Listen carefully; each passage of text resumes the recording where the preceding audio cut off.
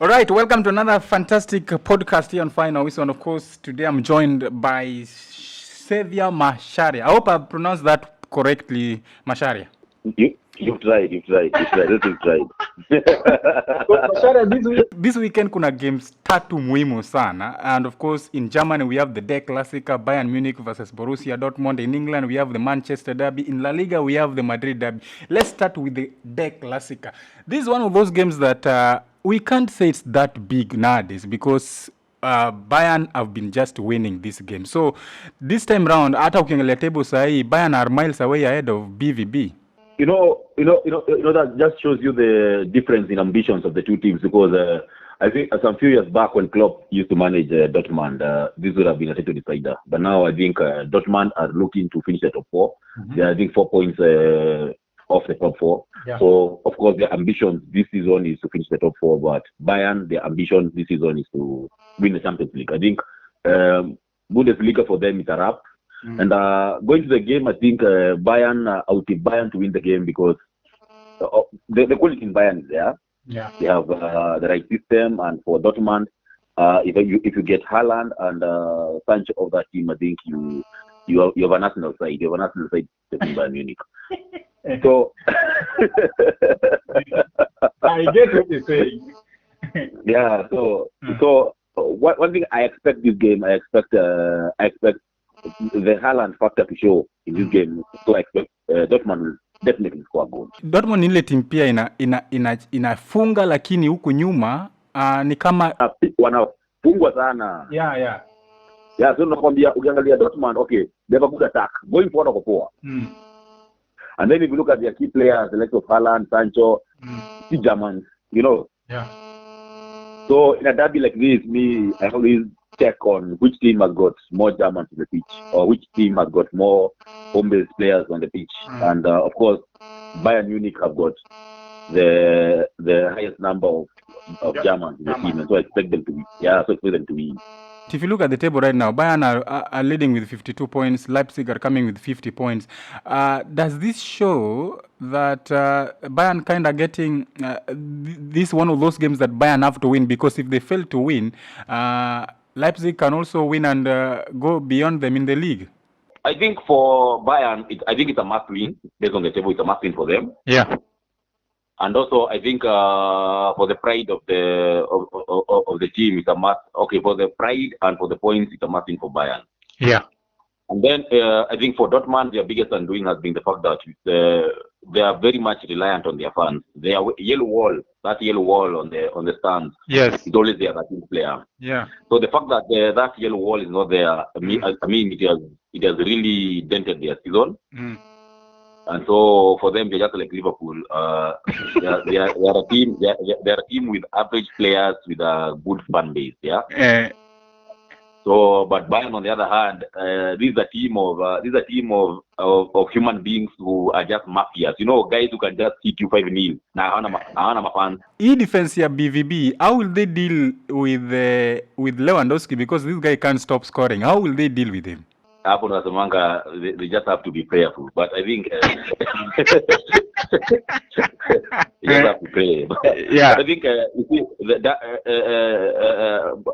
Bayern Munich is a team that plays high, so yeah, they will be in your area, and so I think it's a game whereby you just need to concentrate on your box, defending your box, and then you have to have the players to head the ball out. But now the problem is you are dealing with a Bayern side yenye cross ikikam inapata Lewandowski na Müller katikati. So it's a tricky balance, but I think if Dortmund will just be able to keep the ball, when they win, they can at least make 4 or 5 passes. Yeah.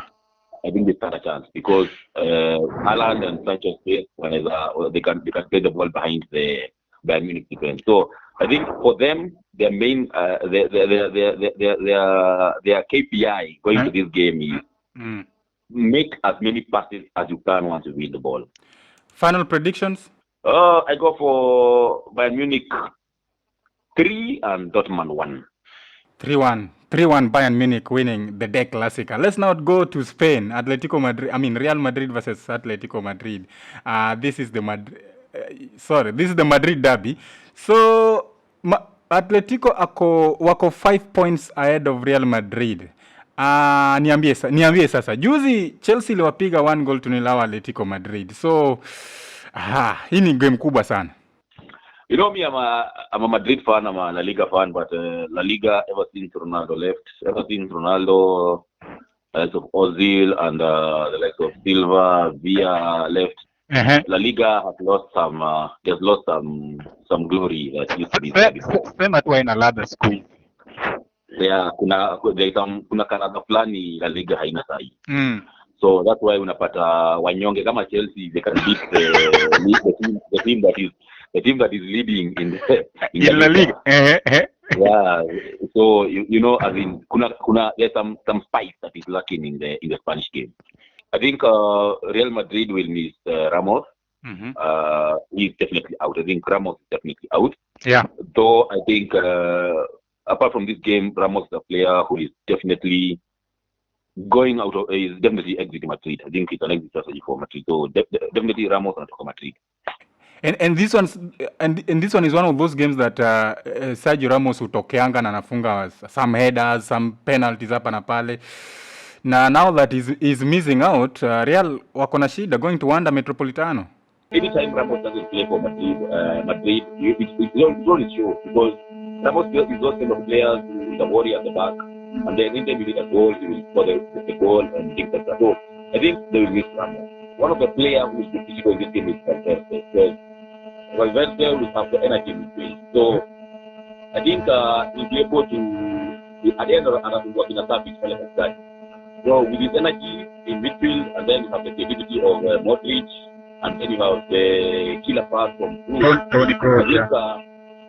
I think Madrid will have Madrid stand a chance to win this game. And so Zinedine Zidane today should of course play Valverde because Valverde is energetic. So with his energy, he can shield the Real Madrid defense.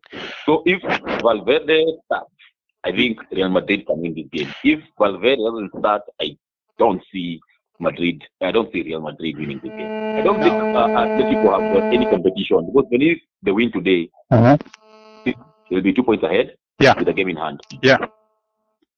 And going forward, I expect the competitors Barcelona and Real Madrid to drop more points in future based on the current state of the All right, thanks Masharia for that. Now let's turn our focus to the Manchester derby in the Premier League match day 28. Hapa kuna mechi kubwa sana, and if you look at the last 47 games, United have won 23, City have won 15, and 9 games have ended in draw. So this game favors Manchester United. Yeah, I think it's a game United love to play, especially under Ole, because Manchester City plays the way United would want an opponent to play. If you watched on Sunday, Chelsea were on the ball. Yes. And it seemed that Manchester United really enjoyed Chelsea being on the ball. Yes. So tomorrow, I expect the same, that Man United will enjoy Man City having the ball.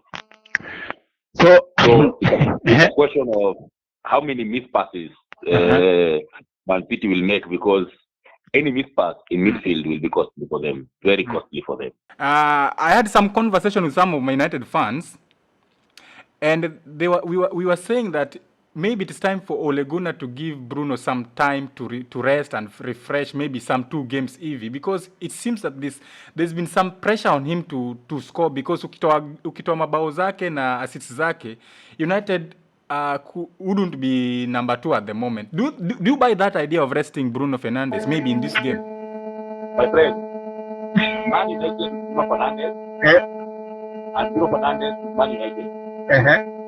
So if you are resting Bruno Fernandes, that simply means that you are resting the entire Man United team. Mashara, let me ask you this. When was the last time Manchester United, a big team like United, did rely on a single player to deliver for them goals, to deliver for them titles or something like that? Because I remember there was a time that United had Cristiano Ronaldo, there was Rooney, there was Babatov, there was Tevez. Those guys would score you like 15 goals each a season, and United would win the league. But here comes a case where you only have Bruno Fernandes to score for you goals, to create for you goals.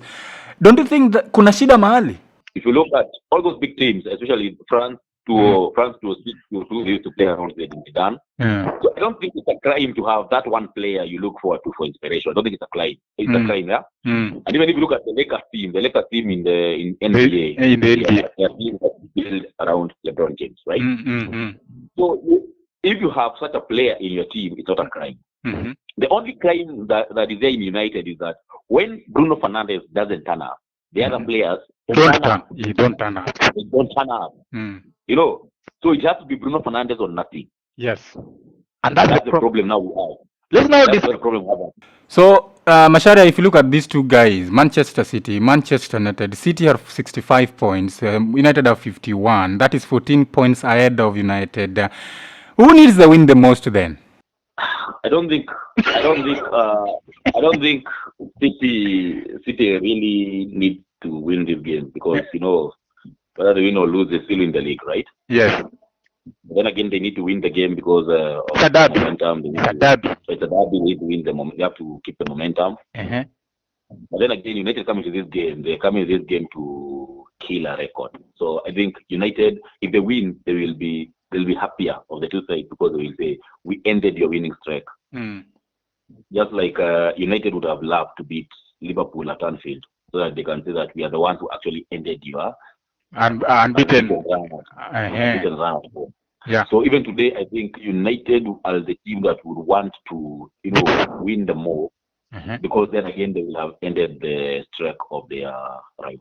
But United will also not be unbeaten away this season. So EPR is also, a positive aspect of this game for United.